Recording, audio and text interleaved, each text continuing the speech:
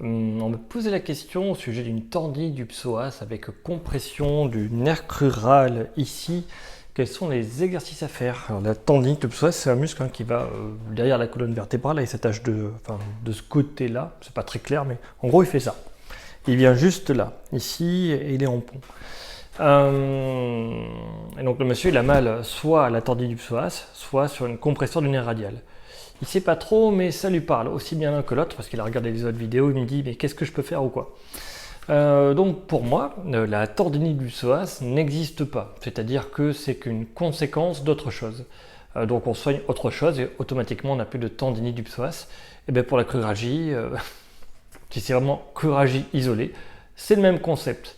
Donc je vais montrer trois exercices qui permettent de, dans tous les cas, on fait les trois et ça devrait prévenir les deux problèmes. Voilà, il m'a dit c'est quoi les exercices, c'est ça que j'ai besoin. Allez, je montre. Donc le premier, je vais le montrer comme ça. Donc, je montre avec ce que j'ai sous la main. J'improvise à chaque fois, mais ça permet aussi de faire avec la même chose que ce que vous avez chez vous. Donc moi je vais commencer par étirer les fessiers pour la tendinite du psoas, ici là. Si les fessiers sont très serrés, ça va pousser en avant ici, et dans tous les cas, le psoas va être désaxé et il aura mal. Ça va augmenter la probabilité d'avoir une tendinopathie du psoas, mais aussi de la compression du nerf crural.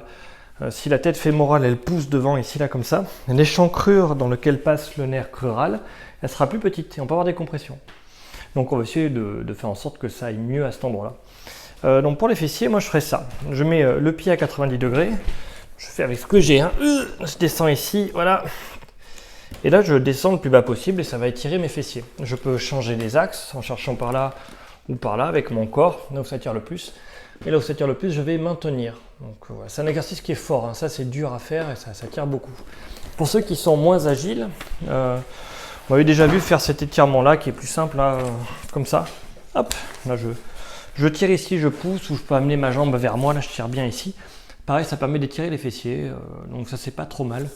Ça c'est beaucoup plus facile que l'autre, l'autre c'est très dur.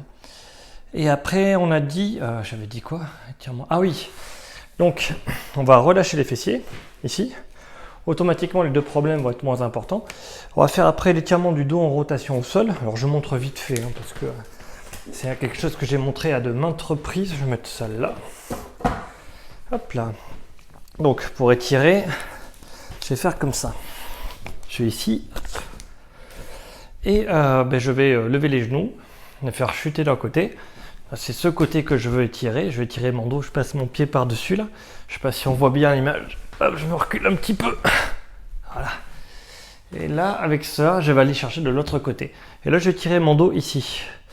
Donc il faut avoir ce genou bien levé et l'autre levé aussi, pour vraiment que ça tire en bas au niveau lombaire. Puis là, je maintiens l'étirement tout simplement.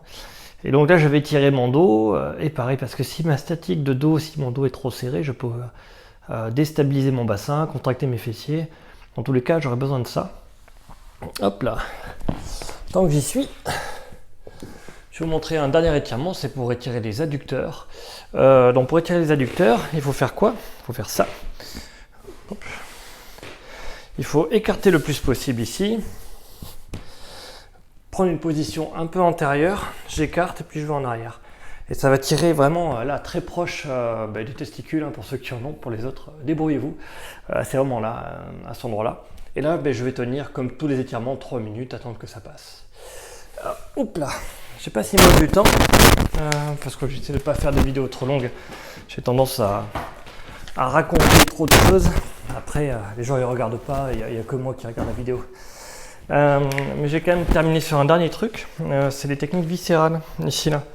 Avec la technique du tractopelle, le gratte-gratte bidou j'appelle ça. Ici je vais venir gratter un peu mon ventre du côté où j'ai mal, juste au-dessus. Si tu as très mal quand tu fais ça, dis-toi que tu en as besoin.